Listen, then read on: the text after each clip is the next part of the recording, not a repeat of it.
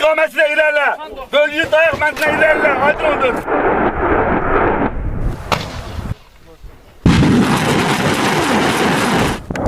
अस्सलाम friends, I hope कि आप सब खैरियत से होंगे। वेलकम टू इन्फो विद अमार। आज की वीडियो अज़रबैजान और आर्मीनिया की जंग के बारे में है, जो कि 2 दिन पहले शुरू हुई है। ये जंग क्यों शुरू हुई, क्या कॉन्फ्लिक्ट है इन दोनों कंट्रीज़ के दरमियान में, कितना नुकसान हो चुका है, और ये कंट्रीज़ इनका खदोखाल क्या है, कहाँ पे वाक़ हैं इनके बॉर्डर्स, इंटरनेशनल बॉर्डर्स कौन सी कंट्रीज़ को लगते हैं, ये सारी इन्फॉर्मेशन मैं आपको इस वीडियो में दूँगा।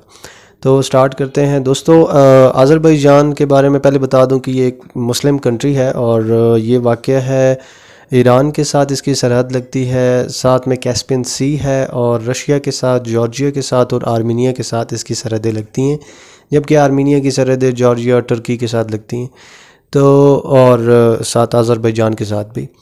दोस्तों, ये जंग शुरू क्यों हुई? अज़रबैजान का एक एरिया है नागोर्नो कराबाख। वो एरिया अज़रबैजान और आर्मीनिया दोनों के दरमियान अज़रबैजान के अंदर ही वाक़या है, लेकिन 30 साल पहले जो आर्मीनियन आर्मी है उसने वहाँ पर कब्ज़ा किया और वहाँ पर 30 साल से मुज़ालिम ढाए जा रहे हैं। 30,000 लोग वहाँ के मकामी मुसलमान, क्योंकि वो जो सारा एरिया है वो मुसलमानों का ही एरिया है। नागोर्नो कराबाख जो है वो मुसलमानों का एरिया है, और कराबाख में 30,000 मुसलमानों की जानों का ज़िया आर्मीनियाई फ़ौज ने किया 30 साल के अंदर।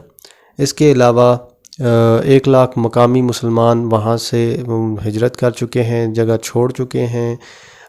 ये कॉन्फ्लिक्ट काफ़ी अर्से से चल रहा था, और भी बहुत सारे चल रहे हैं जिनमें मुसलमान ममालिक पर कब्ज़ा करके उन पर तशद्दुद किया जा रहा है। कुछ एरियाज़ हैं जो कि मुसलमान और दूसरे ममालिक के दरमियान में मौजूद हैं, जैसे फ़लस्तीन है और कश्मीर है, जिन पर कब्ज़ा किया गया, और काफ़ी सालों से मुसलमानों की जानों का ज़िया वहाँ पर हो रहा है, इज़्ज़तें लूटी जा रही हैं।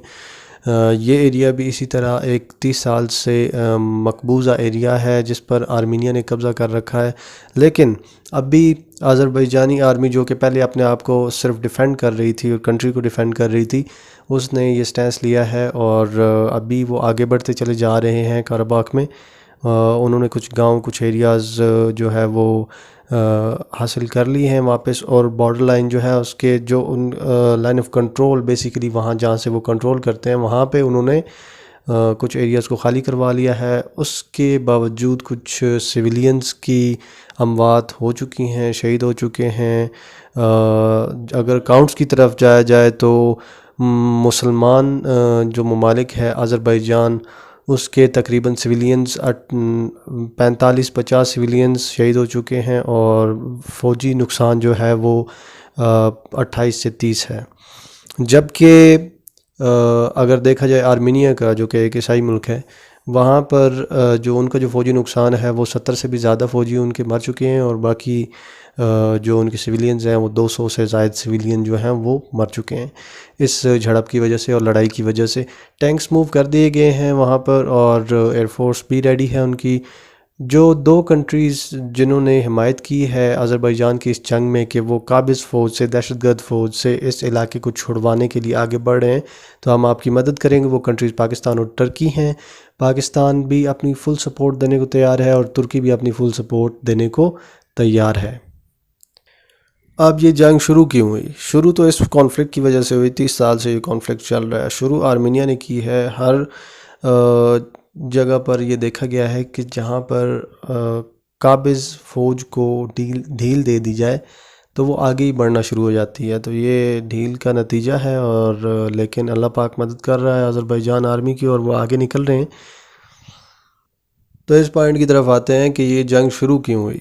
8 करारदादें, कम अज़ कम 8 करारदादें पेश की गई यूएनओ में अज़रबैजान की तरफ से। तुर्की और बाकी जिन ममालिक ने उनको डिफ़ेंड किया कि ये एरिया अज़रबैजान का एरिया है, लीगली और वर्ल्ड वाइड तस्लीम शुदा बात है ये कि ये अज़रबैजान के अंदर वाक़या अज़रबैजान का अपना एरिया है, और कोई भी दूसरा मुल्क, आर्मीनिया हो चाहे कोई भी दूसरा मुल्क हो, इसके ऊपर कब्ज़ा नहीं कर सकता।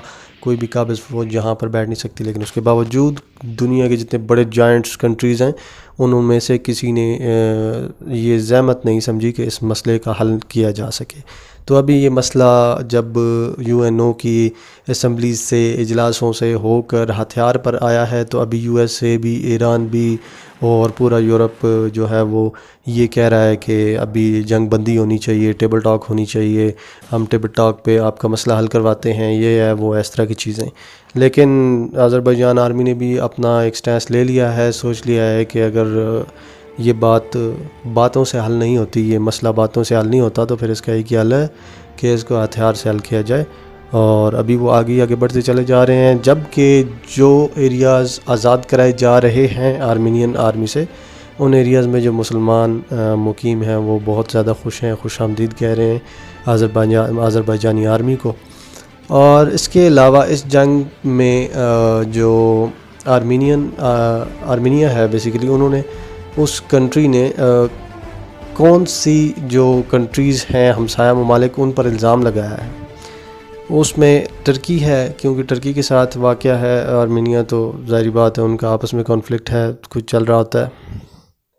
इसके साथ साथ आर्मीनिया ने तुर्की पर इल्ज़ाम लगाया है कि तुर्की ने अपने 4000 लड़ाका फ़ाइटर्स जो हैं वो आर्मीनिया की आर्मी के ख़िलाफ़ अज़रबैजान की हेल्प के लिए अज़रबैजानी आर्मी के साथ शामिल कर दिए हैं, जो कि फ्रंट लाइन पर आकर आर्मीनियंस को मार रहे हैं।